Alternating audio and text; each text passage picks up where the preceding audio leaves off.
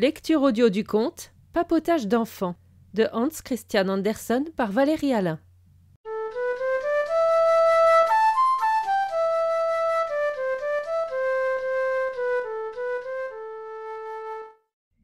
Il y avait chez les négociants grande réunion d'enfants, enfants de gens riches et enfants de gens distingués.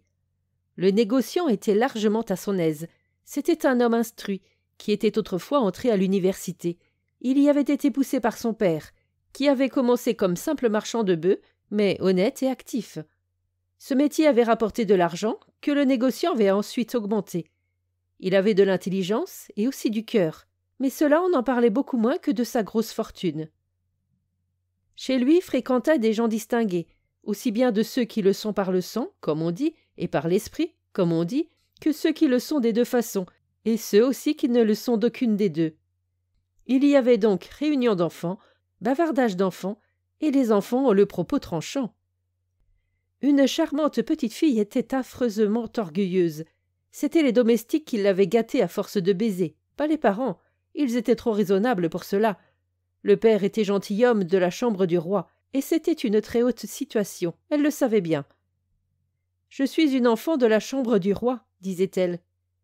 Elle aurait bien pu aussi être une enfant de la cave, on n'en vaut pas moins pour cela. Et elle raconta aux autres enfants qu'elle était née, et que lorsque l'on n'était pas né, on ne pouvait aboutir à rien. On avait beau travailler avec zèle, si on n'était pas né, on ne pouvait aboutir à rien. Et ceux dont le nom se termine en Sen, disait-elle, il n'y a rien à en faire, jamais de la vie. On n'a qu'à se camper les mains sur les hanches pour les tenir à distance. C'est Sen, Sen. Et elle les campait, ses jolis petits bras, les coudes en avant, pour montrer comment elle s'y prendrait.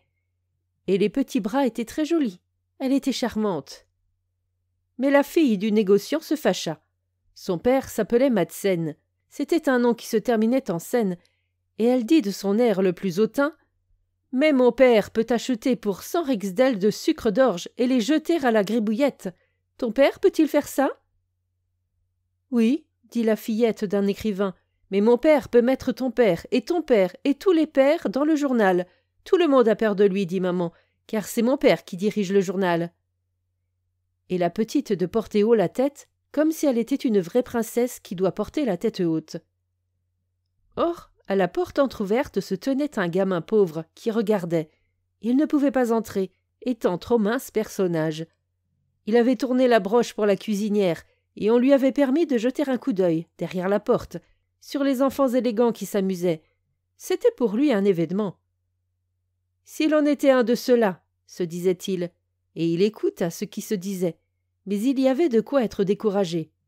Ses parents, chez lui, n'avaient pas un skilling à mettre de côté. Ils n'avaient pas les moyens de s'abonner à un journal, et on parlait d'y écrire. Et ce qui était le pis, le nom de son père, son propre nom par conséquent, se terminait par Sen. Il ne pourrait donc parvenir à rien, jamais de la vie. C'était triste. Il était né, pourtant, lui semblait-il, vraiment né. Il ne pouvait en douter. Telle fut cette soirée. Bien des années passèrent, et les enfants devinrent de grandes personnes. Il y avait donc dans la ville une maison magnifique. Elle était pleine d'œuvres splendides. Tout le monde voulait la voir. Même des gens qui n'habitaient pas la ville y venaient pour la voir. Lequel, croyez-vous, des enfants dont nous avons parlé, pouvait se dire chez lui dans cette maison? Oui, c'est facile à savoir. Non, pas si facile que ça. La maison était celle du petit garçon pauvre. Il avait tout de même réussi, bien que son nom finît en Sen. Thorvaldsen. Et les 3 autres enfants, les enfants orgueilleux de leur naissance, de l'argent et de l'esprit, oh, l'un n'a rien à dire aux autres, ils sont tous pareils. Leur sort a été bon et heureux, le fond en eux était bon.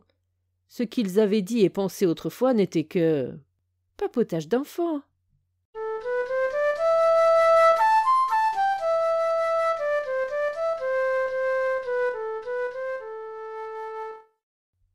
Fin de la lecture du conte Papotage d'enfants. Merci de votre écoute. Je vous rends vos oreilles, cœur avec les doigts,